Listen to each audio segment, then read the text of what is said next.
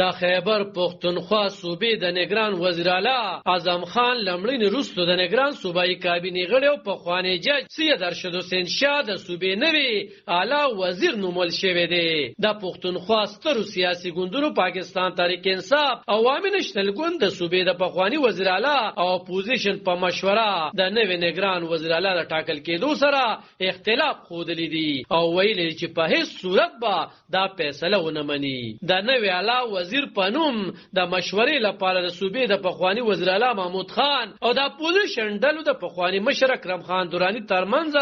غونډه شوې ده چې پکې اکرم خان درانی د نوی نگران وزیر اعلی لپاره د جسټ ریټایر سید ارشد حسین شاه وړاندیز کړی دی. پخوانی وزیر اعلی او د اپوزیشن پخوانی مشر د سید ارشد حسین شاه په نوم سلا شوی چې له هغې وروسته د صوبې گورنر ته د هغه نوم لیږل شوی او گورنر یې منظوري ورکړې ده، خو په سمدستي توګه لا د گورنر د ماڼۍ نه په دغه هکله لاس رسمي اعلامیه نه ده خوره شوې. له غونډې وړاندې د اپوزیشن ډلو پخواني مشر اکرم خان دراني ویلي وو چې خو نن به د نگران وزیر اعلی په اړه فیصله وکړل شي. سید ارشد حسین شاه د خیبر پښتونخوا د بیټ آباد سیمې سره تړاو لري او هغه د وفات شوي نگران وزیر اعلی اعظم خان په نگران کابینه کې د قانون بشري حقوقو او اوقافو د وزیر په توګه ذمہواره ترسره کولې. تر دې وړاندې سید ارشد حسین شاه په ګلګت بلتستان کې د سپریم کورټ د اپیلونو د کورټ چیف جسټس او د پیښور های کورټ د جج په توګه